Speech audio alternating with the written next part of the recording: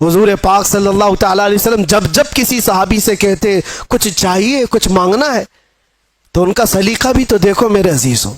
تمہیں اگر آپشن دے دیا جائے تو جلدی سے کیا مانگو گے؟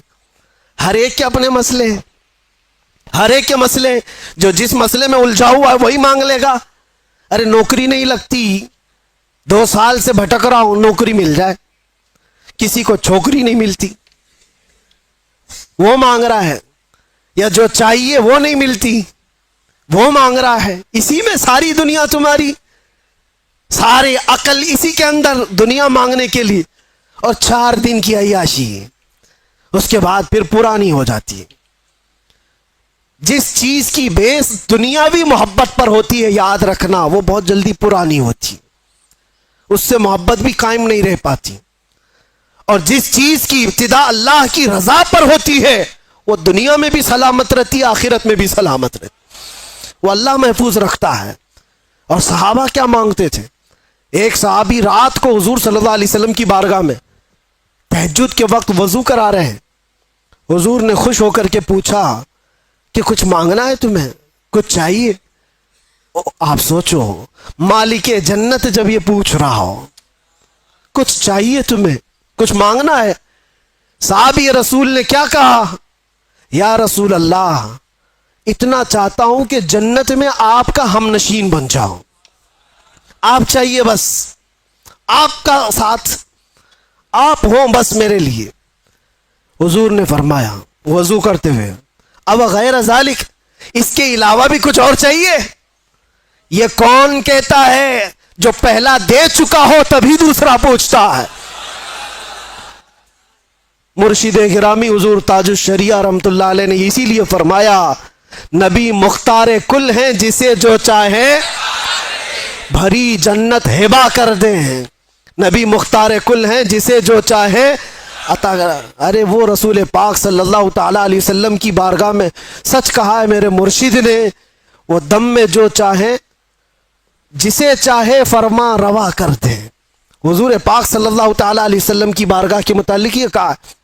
سنو، حضور نے دوسری بار کہا کچھ اور چاہیے. اس صحابی نے اب یہ سوچنا تھا کہ ایک چیز تو مانگا اور حضور نے دیا ہوگا، اب دوسرا بھی کچھ مانگ لوں، دوسرا کچھ اور، ماں باپ، رشتہ دار، بیوی، بچے، ان کے لیے بھی کچھ مانگ لوں. نہیں، وہ صحابی ہیں. انہوں نے کہا یا رسول اللہ، دوسری بار آپ آپشن دے رہے، پھر میں یہ چاہتا ہوں کہ جنت میں آپ کا ساتھ چاہیے. حضور نے فرمایا اب غیر ذالک، اس کے علاوہ اور بھی کچھ چاہیے؟ یہاں دینے پر وہ نبی مختار اپنی جھولیاں پھیلائے ہوئے ہیں، لب واہ ہیں، آنکھیں ہیں بند، پھیلی ہیں جھولیاں، کتنے مزے کی بھیک تیرے پاک در کی ہے. مانگیں گے مانگے جائیں گے، منہ مانگی پائیں گے. سرکار میں نہ لا ہے نہ حاجت اگر کی ہے. شعر سمجھ میں آیا؟ یہ اعلیٰ حضرت کا شعر ہے. مانگیں گے مانگے جائیں گے، منہ مانگی پائیں گے. جتنا مانگو گے سب پاؤ گے. سرکار میں نہ لا ہے نہ حاجت اگر کی ہے. اس کا مطلب کیا ہے؟ لا کا مطلب عربی میں نہیں، نہیں، میں نہیں دوں گا، اس کو کیا کہتے ہیں؟ لا. لا حضور کی عادت ہے ہی نہیں لا کہنا. کبھی حضور لا نہیں کہتے، نہیں دوں گا، یہ نہیں دوں گا. اور اگر، اعلیٰ حضرت بھی کیسے عشق رکھتے تھے. یہاں حضور کی بارگاہ میں لا تو نہیں کہا جاتا اور یہ بھی نہیں کہا جاتا اگر تو کہے گا یہ تو دوں گا، اگر تو ایسا بنے گا تو دوں گا. حضور اگر پہ دیتے ہی نہیں. وہاں جو آیا جس طرح مانگا بھر بھر جھولی دے دی گئی.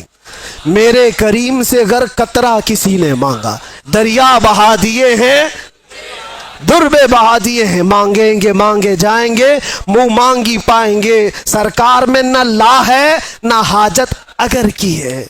اب سوچو، وہ صحابی کو تیسرا آپشن ملا ہے، اب بھی تو کچھ اور مانگ سکتے تھے. تیسری بار اس صحابی نے کہا یا رسول اللہ، مرافقتک فی الجنہ، جنت میں آپ کا ساتھ چاہیے. کیونکہ وہ صحابی جانتے ہیں تجھ سے تجھی کو مانگ کر مانگ لی ساری کائنات. اگر حضور کو مانگ لیا ہے، حضور کا ساتھ مانگ لیا، تو ساری چیزیں تو اللہ یوں ہی دے دے گا، صدقے میں سب آ جائیں گی۔ یہ مانگنا، وہ مانگنا، فلاں مانگنا کیا ضرورت ہے؟ نبی جب کسی کا ہو جائے تو پھر کائنات اس کی ہے، نبی مختار کل ہے۔